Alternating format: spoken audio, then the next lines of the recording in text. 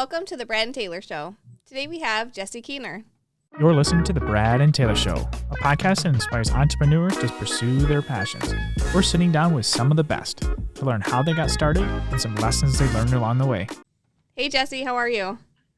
Good. How are y'all? We're good. Doing good. Well, let's get this show started. Tell us a little bit about you. What do you do? Well, my name again is Jessie Keener. I'm a real estate agent with Century21 Asa Cox Homes. Nice. So how'd you get into real estate? Well, it was kind of a long road, but my sister-in-law worked for Asa Cox, and she kind of got me into it. Okay. Definitely was long road getting here. How long have you been in real estate? In February, I'll have had my license for 2 years. Nice. That's exciting. Nice. Yeah. Before that 2-year mark, what did you do before this? What kind of led you down this path? I was into animal rescue. Okay. So I was in Texas for a few years, and my last 2 years in Texas, I worked for a nonprofit no-kill animal shelter called SAPA. Adopt, don't shop. And then I moved back home to Ohio and started working at an animal hospital for 3 years before I got into real estate. Okay. Nice. So what was the one thing you were like, maybe I'll go try real estate? Well, a lot of what I did in Texas was find homes for animals. So when I got up here, I'm like, you know what? Why can't I find homes for the entire family? Right. So how I kind of got into real estate. That's awesome. I like it. Tell us about your first transaction. How'd that go? Well, my first transaction was my mother-in-law.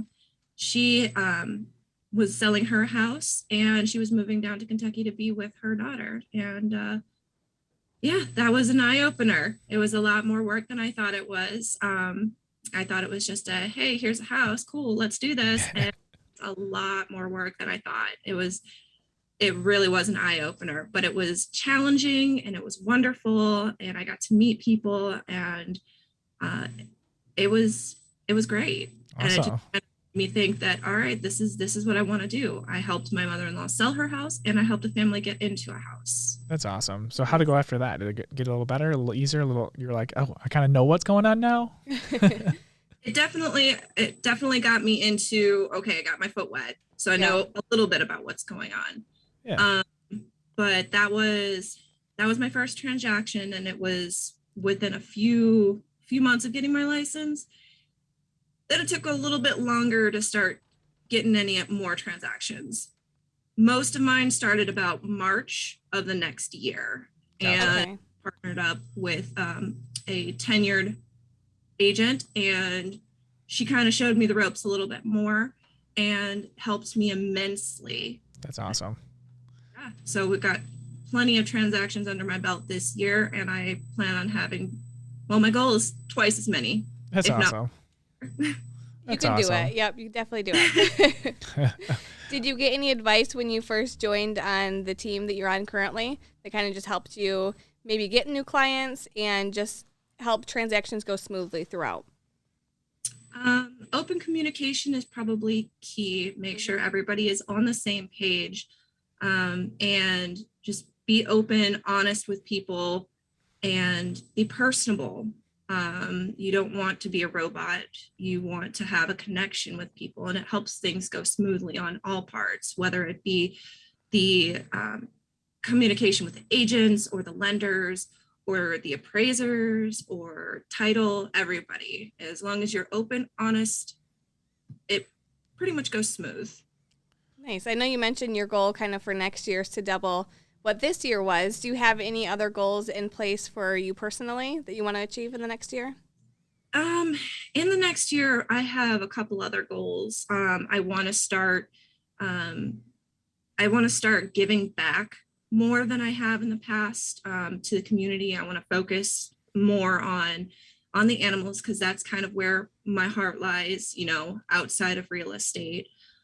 So my plan is to, after the first of the year, start building up some money and donate time, even do like charity functions to up money and awareness for some of the shelters, like like the humane societies or some of the smaller ones.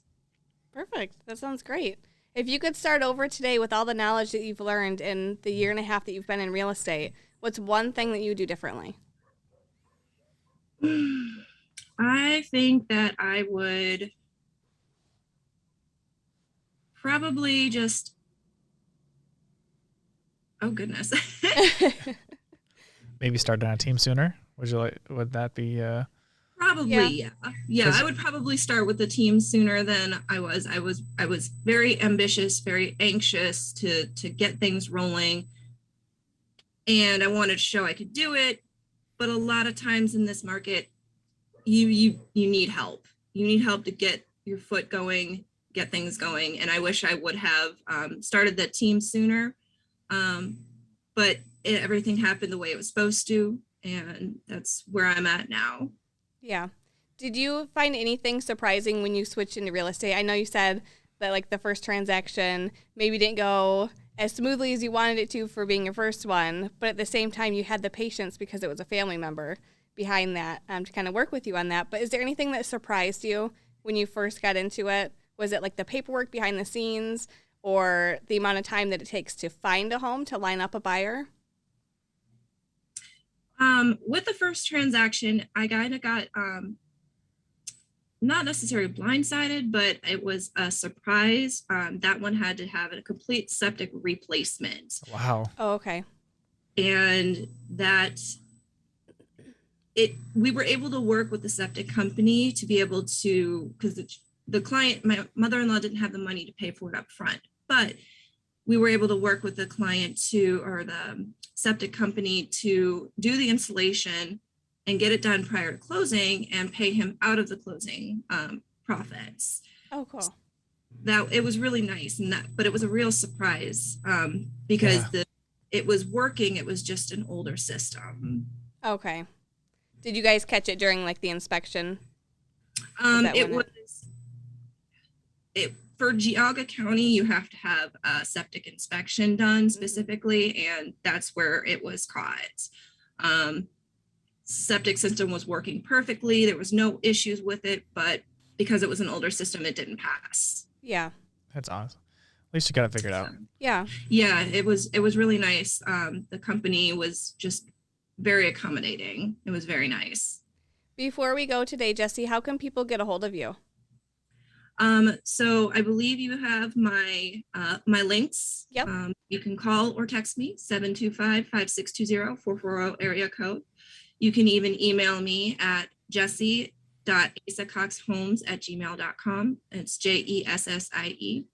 You can find me on Facebook, Instagram, Twitter, LinkedIn, many ways to get a hold of me. That's awesome. Well, awesome. Hey, thanks for coming on and sharing your story with us today. I appreciate it. Thanks for having me. Are these working? There we go. Oh, there we go. I think they're working. Should we tell them? Mine keeps falling. It doesn't like my voice. What do we got to tell them? Subscribe. Subscribe? What do we got to point at it? Hey, I think there's a subscription button. Like it might be there. It might be right there too. Somewhere. Find it. It's red. Yeah. And it's blue. It's green.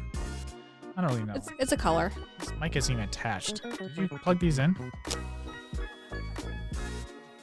Well, I guess. I wonder if they can hear us. Yeah, I wonder if they hear us. Well, we should probably tell them if they can hear us. We should probably tell them also give us a 5-star review if they listen to on Apple. That'd be cool. 5 stars, guys. Share it with everybody they can think of. We won't take 4 stars. I mean, Taylor, I don't even think these are on. I mean, I don't think this is working. This is not working. Yeah.